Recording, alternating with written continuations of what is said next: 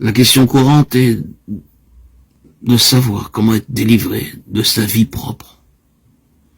En nous basant sur notre expérience personnelle, nous dirons que la délivrance dont nous nous occupons en cet instant comprend 3 phases et en même temps 3 facteurs.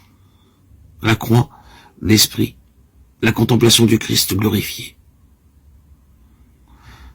Veuille l'Esprit de Dieu illuminer notre témoignage. Sur la croix, le Christ s'offrit en sacrifice pour le péché du monde. Il y a là un acte de substitution, d'amour, de pardon. Mais j'y trouve encore davantage.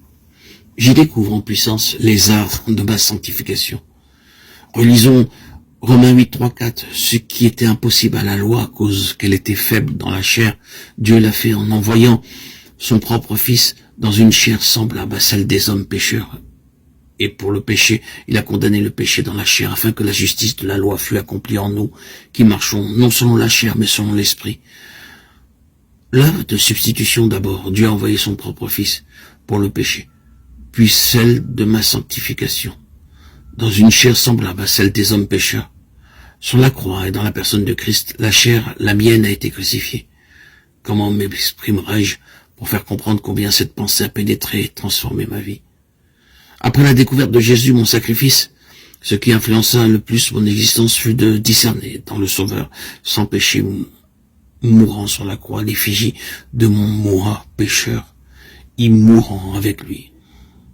Voici à peu près ce que furent mes pensées, pour autant que je puisse rendre la profonde impression reçue. Alors, Dieu a cloué au bois la ressemblance de mon moi pécheur. La croix est symbole de dégradation, d'infamie, maudit et quiconque est pendu au bois.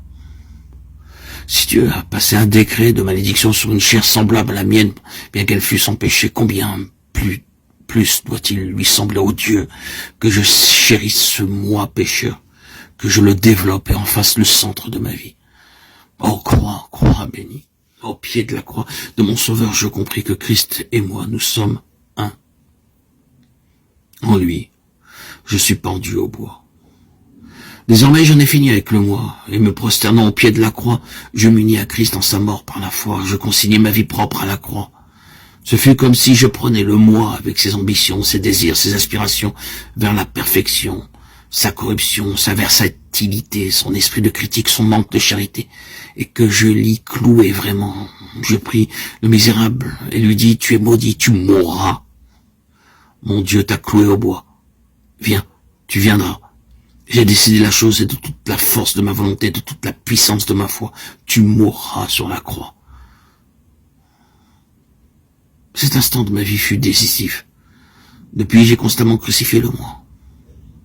La mort du Christ m'en sépare à jamais. Souvenez-vous de ce passage de l'Épître aux Galates. Ceux qui sont à Christ ont crucifié la chair et ses convoitises. Le temps employé dans l'original est l'aoriste, l'action continue. Ils ont crucifié. Ils crucifient. Vous me direz peut-être, pardon monsieur, mais vraiment, il me serait impossible de vivre de la sorte. À tout instant, je me demanderais si le moi ne se glisse pas ici ou là. Cette constante analyse de mes sentiments, cette crainte du moi me paralyserait. Ce que vous dites est loin d'être simple. Eh bien, je vous attendais là, mon ami. Autrefois, je pensais comme vous. Mais ici, l'Esprit de Dieu intervient en nous. Et j'arrive à mon second point. Si par l'Esprit vous faites mourir les œuvres de la chair, vous vivrez. L'Esprit a des désirs opposés à ceux de la chair. Ce fut par l'Esprit éternel que le Christ s'offrit à Dieu sans péché. Et c'est l'Esprit éternel en vous et moi qui s'oppose à la vie propre et la crucifie. Mais protestez-vous encore. Crucifier le moi me fera souffrir. Je me ferai l'effet de monter la garde auprès d'un cercueil et de surveiller l'œuvre de mort sur un cadavre. Oui, c'est cela en un sens, et cependant, c'est tout autre chose. Et j'arrive à mon troisième point. Jésus. La contemplation du Seigneur ressuscité.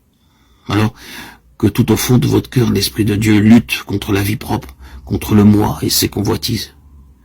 Il révèle en même temps Jésus-Christ. Le Seigneur vous est tout proche, il vous devient une réalité. Le Saint-Esprit conduit les regards sur Jésus, de sorte que vous ne pensez pas à l'Esprit, et c'est à peine si vous pensez au moi, mais votre cœur, votre pensée sont remplis du Seigneur. Oh, mes amis, pardonnez-moi d'exprimer de façon si imparfaite le plus sublime des mystères. Mais je prie que le Saint-Esprit vous révèle ce que c'est que d'avoir comme centre et comme source de vie Jésus. Jusque-là, le centre, le mobile, le principe directeur, ça avait été le moi.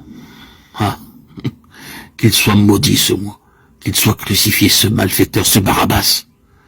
À l'inverse de ceux qui demandaient à Hérode l'élargissement de Barabbas, nous disons à mort le malfaiteur, à mort le moi, à mort, et que vive le Christ.